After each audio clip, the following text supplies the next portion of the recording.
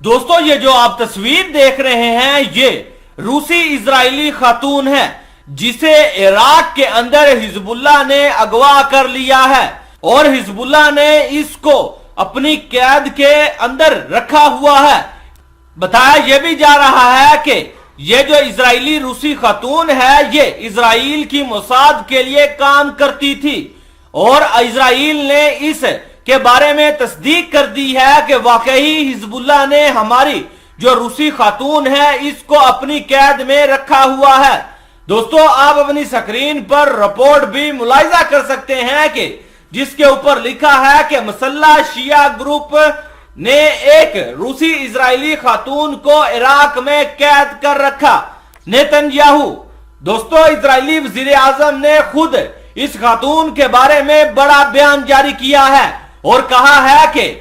एक मसल्ला शिया ग्रुप ने एक इजरायली रूसी शहरी खातून को इराक में कैद कर रखा है। इजरायली वजीर आजम बिंयामिन नेतन्याहू ने कहा कि इजराइल इराक को इसकी हिफाजत का जिम्मेदार समझता है। नेतन्याहू के दफ्तर ने इंकशाफ किया कि यह खातून आलमी शोबे में काम करती है और चंद माह कबल इराक में लापता हो गई थी।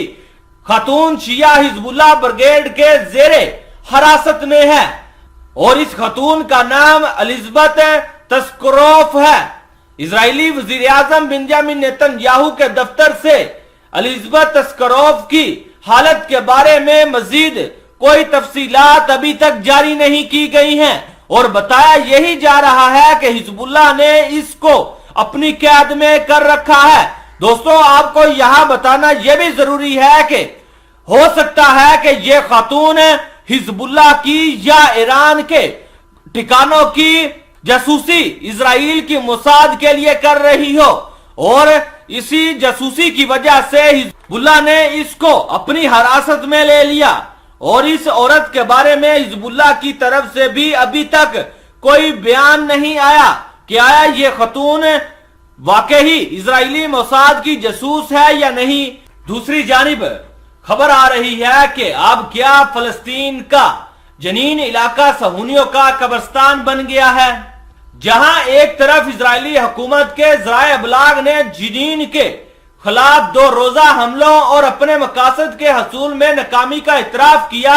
वहीं हमास ने भी इतला दी है कि इजरायली फौज की हलाकतें मुबैना अदादो शुमार से ज्यादा हैं। अरबानी अखबार हर्ट्स ने बुध की सुबह ऐलान किया कि मगरबी किनारे के शहर जनीन और जनीन कैंप पर इजरायली फौज के हमलों के जो मकासद थे वो अभी तक हासिल नहीं हो सके हैं। इस अखबार ने इस बात पर जोर दिया कि जनीन ऑपरेशन सहूनियों को अमन फराहम नहीं कर पाएगा और ना ही इससे मगरबी किनारे की सूरत हाल में कोई तब्दीली आएगी।